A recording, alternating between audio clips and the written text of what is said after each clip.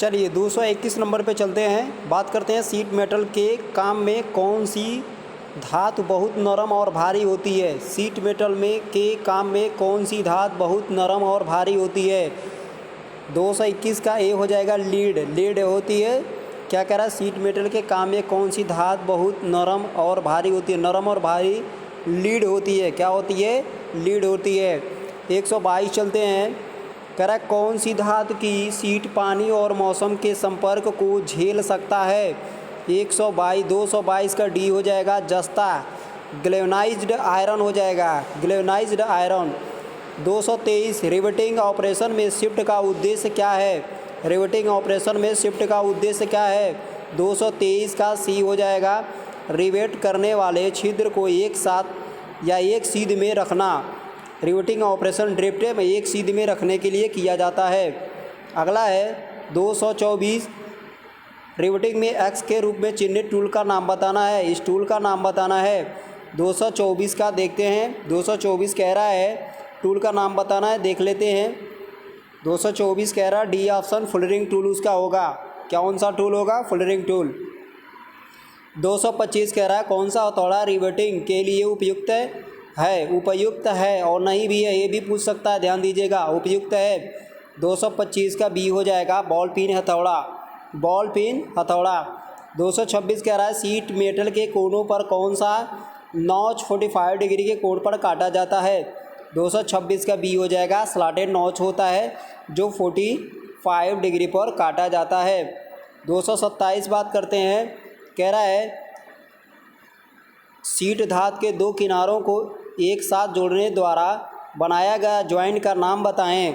227 का बी हो जाएगा सीम हो जाएगा। क्या हो जाएगा, सीम हो जाएगा। 228 कह रहा है पाउडर के रूप में सोल्डरिंग के लिए इस्तेमाल किया जाने वाला फ्लक्स कौन सा है जो गर्म करते समय वाष्पित हो जाता है। 228 का डी ऑप्शन सही है, अमोनियम क्लोराइड होगा। अमोनियम क्लोराइड होगा। 229 कह रहा है इस सीम के प्रकार का नाम दें। इस सीम प्रकार का नाम दें। 229 का ऑप्शन देखते हैं सीम का प्रकार कौन है। 229 का ए हो जाएगा लैप सीम होगा, एक दूसरे के ऊपर चढ़ा के बनाया गया है। 230 देखते हैं। 230 कह रहा है 230 कह रहा है रिवेट के सिरे का प्रक्षेपण से बचने के लिए, रिवेट के सिरे पर प्रक्षेपण से बचने के लिए किस रिवेट का प्रयोग किया जाता है। कह रहा है किस रिवेट का प्रयोग किया जाता है। 230 सॉरी ठीक है 230 देखते हैं। 230 का डी ऑप्शन हो जाएगा countersunk head rivet. Countersunk head rivet. 231 buckling से बचने के लिए, बकिंग से बचने के रिवेटिंग के बीच न्यूनतम दूरी कितना है। तो 231 का सी हो जाएगा 3D आपका हो जाएगा। 1.5 एक तरफ होता है, 1.5 एक तरफ, दोनों को मिला के आपका 3D हो जाता है। कितना, 3D हो जाता है। चलिए आगे चलते हैं। 232 की बात करेंगे। सी नंबर स्टेनलेस स्टील के गैस वेल्डिंग में किस प्रकार के फीलर राड का प्रयोग किया जाता है। सी ऑप्शन हो जाएगा कोलम्बियम स्टेनलेस स्टील का प्रयोग किया जाता है। कोलम्बियम स्टेनलेस स्टील। 233 इस गैस वेल्डिंग दोष का नाम बताइए। 233 का बी हो जाएगा पिघलन की कमी, फ्यूजन की कमी। पिघलन की कमी और फ्यूजन की कमी यहाँ बता रहा है। 234 कह रहा है यदि नोजल मोलटन पूल को छूता है तो क्या होगा। 234 का सी बेक फायर होगा। क्या होगा, बेक फायर होगा। 235 आर्क वेल्डिंग में इस जोड़ का नाम बताएं। आर्क वेल्डिंग में इस जोड़ का नाम बताएं। 235 चलेंगे, जान लेते हैं क्वेश्चन क्या कह रहा है। 235 आर्क वेल्डिंग ये है। 235 का सी हो जाएगा हाफ ओपन कार्नर ज्वाइंट। इसको कौन सा ज्वाइंट, कार्नर ज्वाइंट बोलते हैं। 236 कह रहा है एसी वेल्डिंग ट्रांसफार्मर का कार्य क्या है। एसी वेल्डिंग ट्रांसफार्मर का कार्य क्या है। देखिए थोड़ा सा एक चीज़ और बता दे रहा हूँ यहाँ पर। 236 को बताने से पहले यहाँ से वेल्डिंग शुरू हो गया है। शीट मेटल को समाप्त होने के बाद यहाँ से वेल्डिंग प्रक्रिया चालू हो गई है, ध्यान देना। ठीक है 236 बात करेंगे। कह रहा है एसी वेल्डिंग ट्रांसफार्मर का कार्य क्या है। 236 का ए हो जाएगा। यह निम्न वोल्टेज उच्च धारा एम्पीयर में परिवर्तित करती है। निम्न वोल्टेज उच्च धारा एम्पीयर में परिवर्तित करती है। 236 का ए हो जाएगा। 237 की बात करेंगे। एसी वेल्डिंग ट्रांसफार्मर का नुकसान क्या है? एसी वेल्डिंग ट्रांसफार्मर का नुकसान क्या है? 237 का डी, अलौ धातु वेल्डिंग के लिए उपयुक्त नहीं है। उपयुक्त नहीं है कौन वेल्डिंग भाई? AC welding. डीसी उपयुक्त होती है। विद्युतीय लाइनों से दूर क्षेत्र के काम में कहीं भी किसी आर्क वेल्डिंग मशीन का उपयोग किया जा सकता है। 238 कह रहा है सी ऑप्शन सही हो जाएगा। इंजन जनरेटर सेट करके किया जा सकता है। 239 कह रहा है कौन सी आर्क वेल्डिंग मशीन इलेक्ट्रोड और जाब में बेहतर ऊष्मा उत्पन्न वितरण प्रदान करती है। 239 का ए मारेंगे। रेक्टिफायर सेट जो होता है एसी को डीसी, डीसी को एसी में कन्वर्ट करता है। एसीटिलीन गैस सिलेंडर पर किस रंग का पेंट लगा होता है? 240 का डी हो जाएगा, मैरून लगा होता है। एसीटिलीन गैस सिलेंडर जो होता है लाल लगाते हैं, लेकिन इस ऑप्शन में लाल नहीं है, मैरून है, मैरून लगाएंगे। मैरून रहेगा तो लाल, लाल रहेगा तो लाल नहीं रहेगा तो मैरून लगा देंगे। और ऑक्सीजन पूछेगा तो काला लगाते हैं क्योंकि लिटा के रखा जाता है, ये भी ध्यान दीजिएगा। कह रहा है 241 बाएं वार्ड वेल्डिंग टेक्निक में ब्लो पाइप और फिलर राड में कितना एंगल मेटल्ड किया जाता है? कितना एंगल? तो 60 डिग्री से 30 डिग्री, 60 डिग्री से 30 डिग्री किया जाता है। 242 वेल्डिंग के दौरान करंट की सेटिंग कौन सा कारक निर्धारित करता है? 242 का आपका डी हो जाएगा। इलेक्ट्रिक का व्यास कारक निर्धारित करता है। कौन सा? इलेक्ट्रिक का व्यास निर्धारित करता है। इलेक्ट्रिक का व्यास निर्धारित करता है। अगला है 243 स्टेप डाउन ट्रांसफार्मर में वेल्डिंग के लिए ओसीवी क्या है? जो मुख्य आपूर्ति वोल्टेज 220 या 440 वोल्ट को कम करता है। 243 का ए हो जाएगा 40 एंड 100 वोल्ट, 40 और 100 वोल्ट हो जाएगा। 240 ये स्टेप डाउन ट्रांसफार्मर वेल्डिंग के लिए ओसीवी क्या है? जो मुख्य आपूर्ति 220 से 240 को कम करता है, 40 और 100 वोल्ट के लिए ही। अगला है 244, 243 क्या होगा? 244 की बात करेंगे।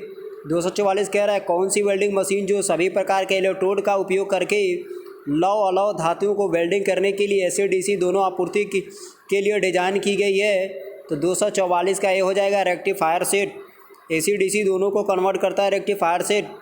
245 कह रहा है आकृति में दिखाए गए वेल्डिंग प्लांट में किए गए सुरक्षा संचालन का नाम बताइए। कौन सा सुरक्षा संचालन? 245 का ऑप्शन बनेगा आपका डी बन जाएगा। वाहिनी फ्यूज है और गैस को पकड़ती है। वाहिनी फ्यूज है, गैस को पकड़ती है। 246 कह रहा है एक्स के रूप में चिन्हित भाग को पहचाने। भैया एक्स के रूप में चिन्हित भाग को पहचानना है। नीचे वाला ये देख रहे हैं पॉइंट। 246 का ये ऑप्शन सही हो जाएगा। सुरक्षा प्लग यहाँ पे लगा होता है। सुरक्षा प्लग यहाँ पे लगा होता है। 247 कह रहा है वेल्ड द्वारा उत्पन्न होने वाली विकृति का क्या नाम है? 247 का सी हो जाएगा लॉन्गिट्यूडिनल विकृति। लॉन्गिट्यूडिनल विकृति होगा, लॉन्गिट्यूडिनल विकृति हो जाता है। वेल्ड दिशा में उत्पन्न होने वाली विकृति लॉन्गिट्यूडिनल विकृति आंसर मारेंगे आप लोग, ठीक है। 248 कह रहा है वेल्डिंग और कटिंग ऑपरेशन के दौरान कोण में धातु के किनारों का नाम क्या है? 248 की बात करेंगे तो सी हो जाएगा, वेबल हो जाएगा। क्या हो जाएगा? सी, वेबल। 249 की बात करेंगे आकृति में दिखाए गए वेल्डिंग दोष को पहचानिए। 249 की बात कर रहा है। 249 देख लेते हैं। 249 में आकृति में देखिए यही पहचाने कह रहा है। 249 का ये हो जाएगा अंडर कट दिया गया है, अंदर की तरफ कट दिया गया है, अंडर कट इसको बोलेंगे। 250 कह रहा है वेल्डिंग करते समय सिलेंडर की चाबियों को सिलेंडर से क्यों नहीं हटाया जाता?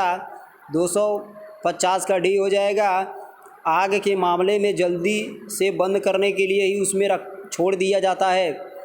251 की है रेगुलेटर को जोड़ने से पहले सिलेंडर वाल्व के सॉकेट में कौन सी प्रक्रिया ब्लो आउट कर देती है? 251 का ये हो जाएगा क्रैंकिंग ब्लो आउट कर देती है, क्रैंकिंग ब्लो आउट कर देती है। 252 की बात करेंगे, ऑक्सीजन सिलेंडर का रंग कैसा होता है? 252 का सी काला, मैंने बताया था अभी इसके ऊपर काला होता है। 253 की बात करेंगे, कह रहा है एक्स के चिन्हित भाग का नाम पूछ रहा है, तो 253 का सी हो जाएगा ऑक्सीजन नियंत्रण वाल्व हो जाएगा, ये नीचे का हो जाएगा एसिटिलीन नियंत्रण वाल्व हो जाएगा। 254 की बात करेंगे, PPE का पर्सनल प्रोटेक्टिव इक्विपमेंट क्या बात पूछ रहा है, का नाम क्या है? तो PPE का 254 का हम सी लगा देंगे। वेल्डिंग हैंड स्क्रीन, हाथ वाली वेल्डिंग स्क्रीन है ये जो दिख रहे हैं आप, ये PPE जो है हाथ वाली वेल्डिंग स्क्रीन है। 255 देखते हैं, 255 क्या कह रहा है? कह रहा है आर्क वेल्डिंग प्रक्रिया में सेल्यूलोसिक इलेक्ट्रोड का उद्देश्य क्या है? 255 का एक लगाएंगे, जमा हुआ स्लैग को हटाना बहुत आसान है, यही इसकी। अगला कह रहा है 256 कह रहा है एक्स के रूप में चिन्हित भाग का नाम बताना है, एक्स के रूप में चिन्हित भाग का नाम बताना है। देखिए एक्स रूप कहाँ है? यहाँ है, डी हो जाएगा वर्टिकल एडजस्टमेंट हो जाएगा, वर्टिकल एडजस्टमेंट हो जाएगा। यहाँ वर्टिकल एडजस्टमेंट ऊपर नीचे किया गया, वर्टिकल एडजस्टमेंट होगा। 257 की बात करेगा, 257 ऑक्सीजन सिलेंडर की भंडारण क्षमता क्या होती है? 257 का ये होता है 7 मीटर क्यूब होता है, 7 मीटर क्यूब होता है। अगला तुम्हारा क्या कह रहा है? 258 कह रहा है गैस कटिंग के दौरान शरीर को उड़ने वाली चिंगारी से बचाने के लिए उपयोग किए जाने वाला उपकरण क्या है? 258 का बी हो जाएगा चमड़े का एप्रॉन। चिंगारी को बचाने के लिए चमड़े का एप्रॉन ज़रूरी होता है पहन के काम करने के लिए। 259 ले लेते हैं, 259 कह रहा है गैस वेल्डिंग में उपयोग के बाद लौ को कैसे बुझाया जाता है? तो लौ को कैसे बुझा? 259 की बात कर लेंगे, 259 का डी हो जाएगा एसिटिलीन वाल्व को पहले ऑक्सीजन वाल्व को बाद में बंद करेंगे, ऑक्सीजन को और पहले एसिटिलीन को बंद कर लेंगे। 260 की बात करेंगे, 260 कह रहा है आर्क वेल्डिंग के दौरान ध्वनि प्रभाव क्यों गुनगुनाते हैं? आर्क वेल्डिंग के दौरान ध्वनि प्रभाव क्यों गुनगुनाते हैं? लंबी चाप की लंबाई के लिए, ये है लंबी चाप की लंबाई के लिए। 261 कह रहा है वेल्डिंग में कौन सा आंतरिक दोष नग्न आँखों के लिए अदृश्य है? 261 कह रहा है बी आपका पोरासिटी, नग्न आँखों के लिए अदृश्य कहलाता है, तो पोरासिटी है।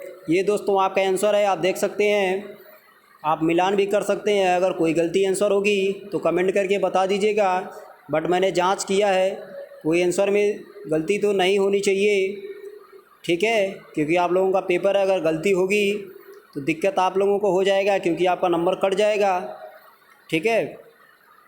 ये आंसर है। सुविधा इसकी ये है कि डायरेक्ट आपको आंसर मिल रहा है, और मान लीजिए उस तरह से आप परेशान हो जा रहे हैं, ठीक है, तो आपका 300 के करीब में लगभग क्वेश्चन आपका कंप्लीट हो गया है। और ऐसा नहीं है कि 300 क्वेश्चन आप पढ़ेंगे तो आपको नहीं लड़ेगा, ठीक है? देखते हैं। तो फ़िलहाल मुझे काम ज़्यादा मिल रहा है, सॉरी, इस समय मेरे पास काम ज़्यादा है, तो इसलिए थोड़ा डिस्टरबेंस है। तो देखते हैं, तो अगला वीडियो मैं मतलब आज ना कल के तो कल दे दूँगा, कोशिश करता हूँ। नमस्कार दोस्तों, मिलते हैं अगले वीडियो में।